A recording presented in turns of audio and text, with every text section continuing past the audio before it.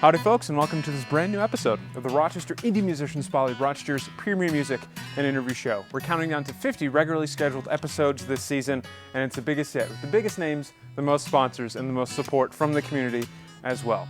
This is the 9th episode this season, and number 46 overall. And joining me today is fingerstyle guitarist and arranger Mark Rover. And we're going to talk to him in a sec, but first, let's hear from the people who make this show possible.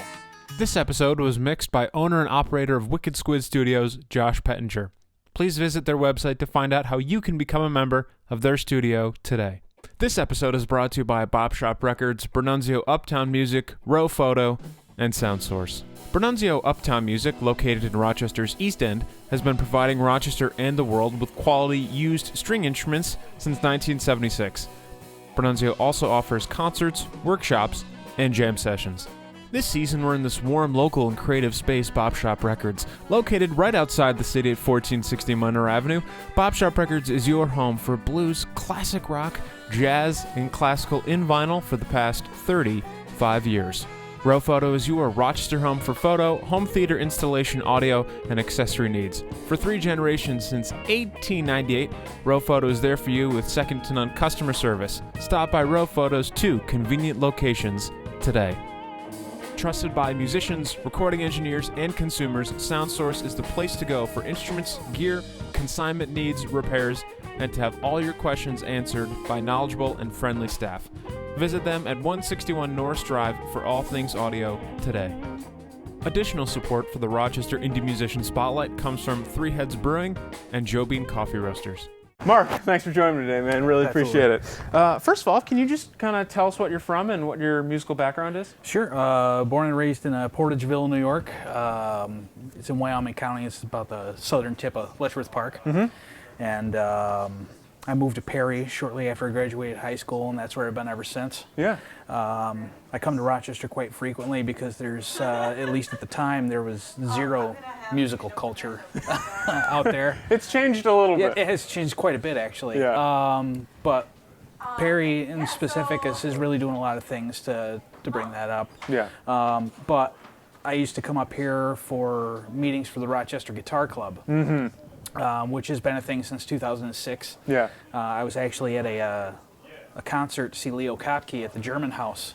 Yeah. And one of the guys was walking around handing out flyers. And cool. I met a lot of the fingerstyle players that live and perform here in Rochester. And, yeah. Learned a lot about performing and bounced a lot of ideas off guys like Kinlaw Nelson and the like. Yeah. When did you first start playing guitar?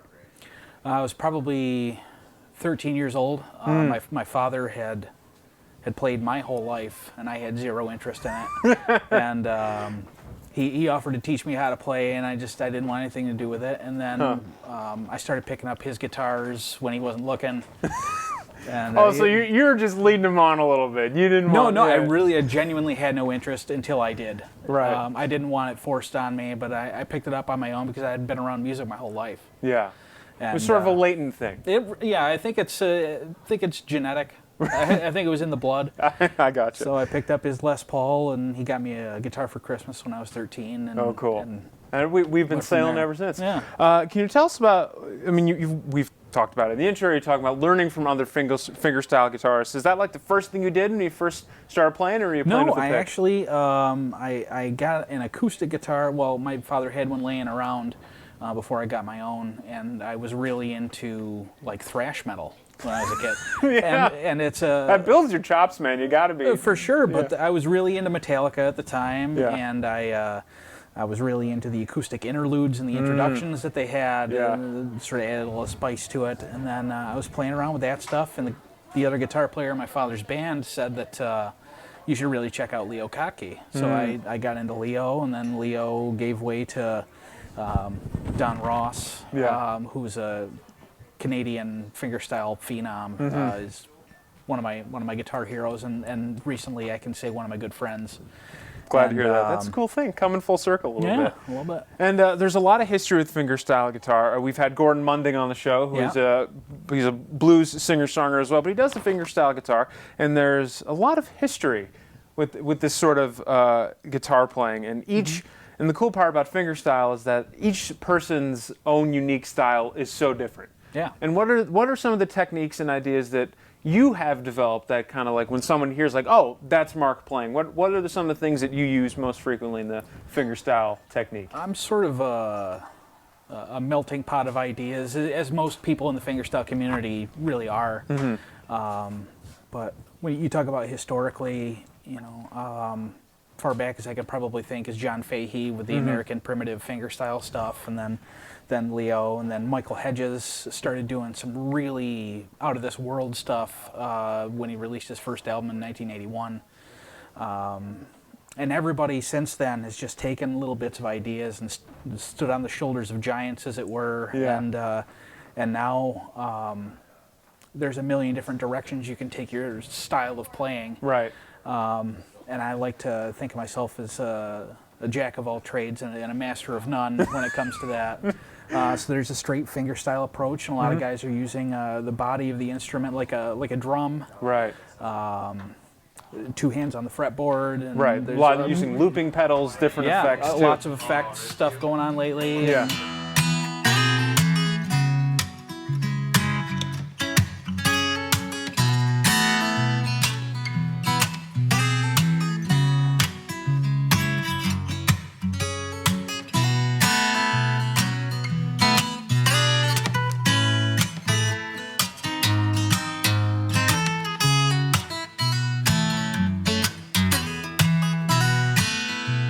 And the other thing I wanted to mention is we'll probably get a close-up of it during the actual performance section, but those are some serious nails.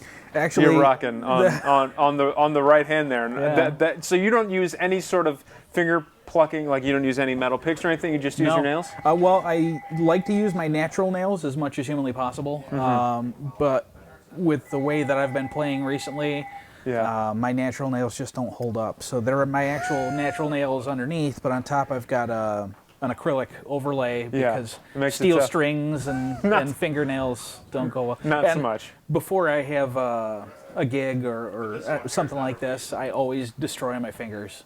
I'm practicing really hard, and then they'll fall apart, and then I have to call up my nail tech and get them fixed. See, we can all learn from Mark. It's good to have a nail tech. Sally's Hardest Nails is really good stuff, by the way. I don't know if you use it. That's actually the next thing I wanted to talk about is obviously a huge part of any guitarist's sound is the instrument and the stuff you use. And for a fingerstyle guitar, and in relation to how you play, what do you use? What are the strings you use, and how does that stuff affect the sound of what you're playing?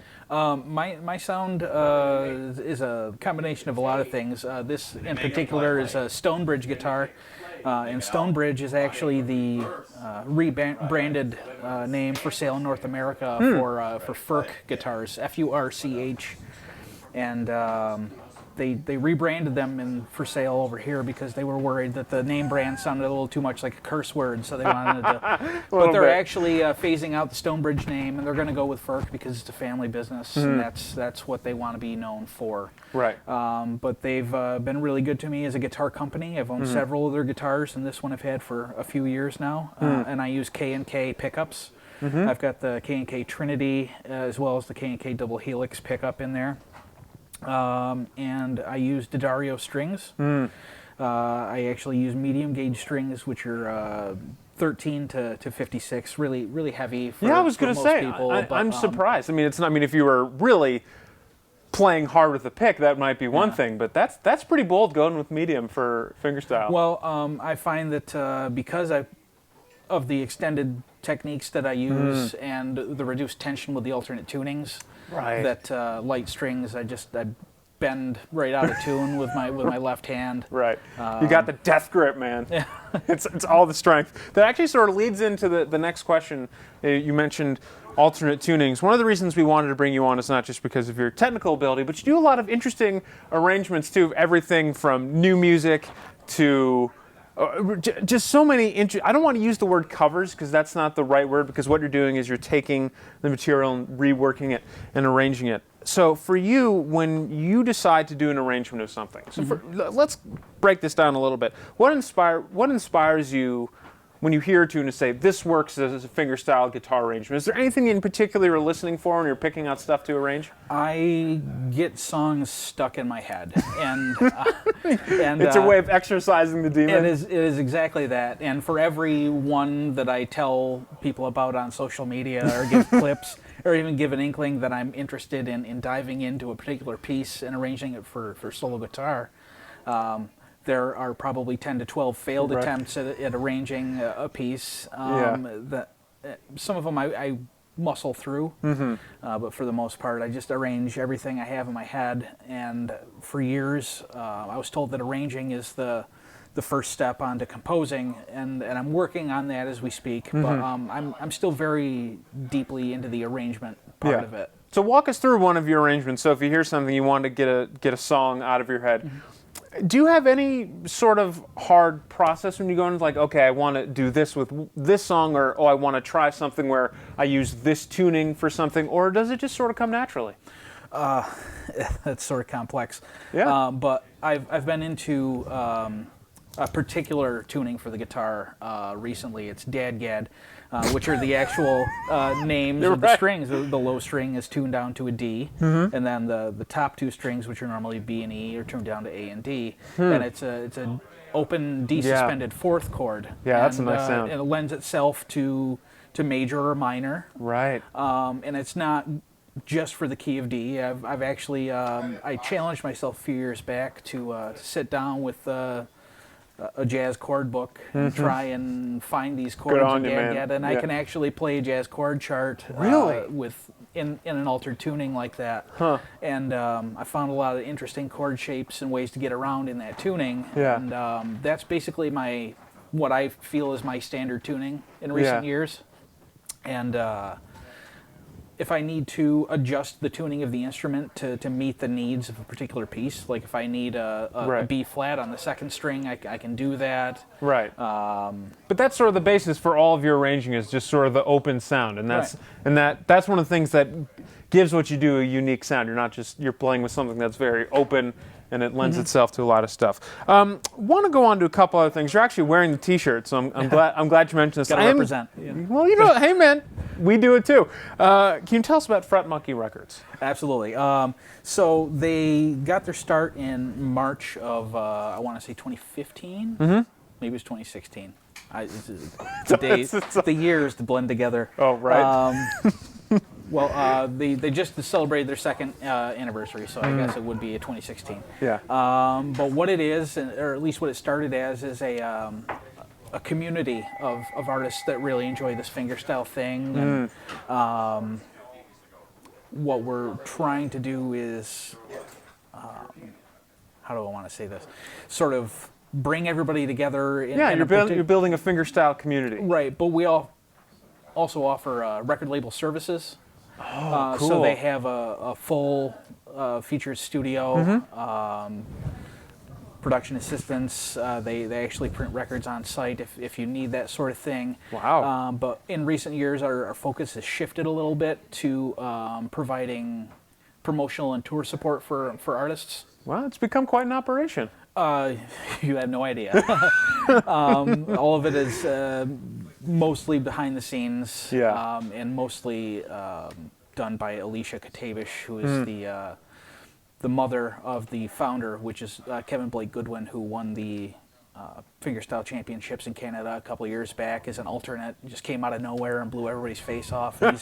He's won the Arkansas championships, the Indiana championships in both the electric and the acoustic categories, and he's just a monster player and an incredible producer. Yeah. And let's wrap up this section before we go to the lightning round. Can you kind of give us an overview of the set you're going to be playing for us today? I haven't even planned it out yet. I'll be honest with you. Love it. Oh my God. I'm just going to wing it. But best answer ever. I'll probably do some Stevie Wonder arrangements, and then I'm going to play some songs by some guys who are close personal friends of mine, and some folks who are no longer with us and might want to, share their music with some people who might not otherwise hear it.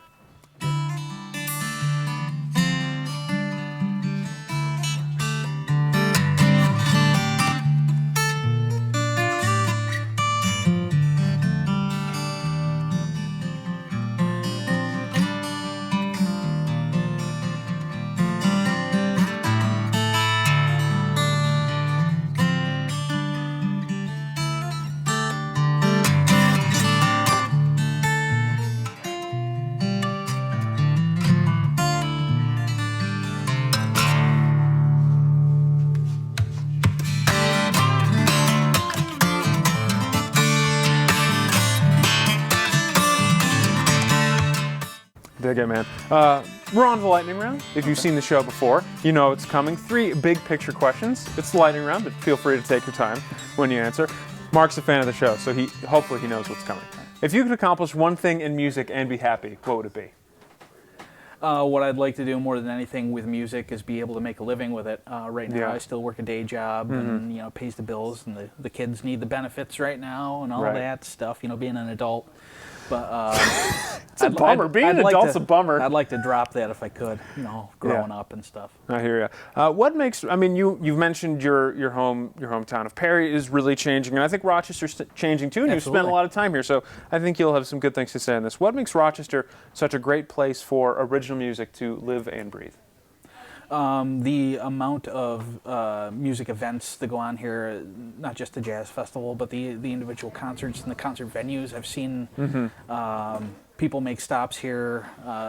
Rochester isn't exactly a New York City or an LA, but we get a lot of really big name acts, and more importantly, I think we get a lot of musical culture by way of these smaller venues that actually seek out live music. Yeah. And live original music too. Oh, for sure. Yeah. And we got one more for you. Do you have any advice for aspiring artists? Practice, practice, practice. It's a good one. Mark, thank you so much for your time, man. I really appreciate it. I'm Dan Gross. Thank you so much for tuning into this episode of the Rochester Indie Musician Spotlight. And ladies and gentlemen, stay tuned for some Mark Grover. This episode was mixed by owner and operator of Wicked Squid Studios, Josh Pettinger. Please visit their website to find out how you can become a member of their studio today.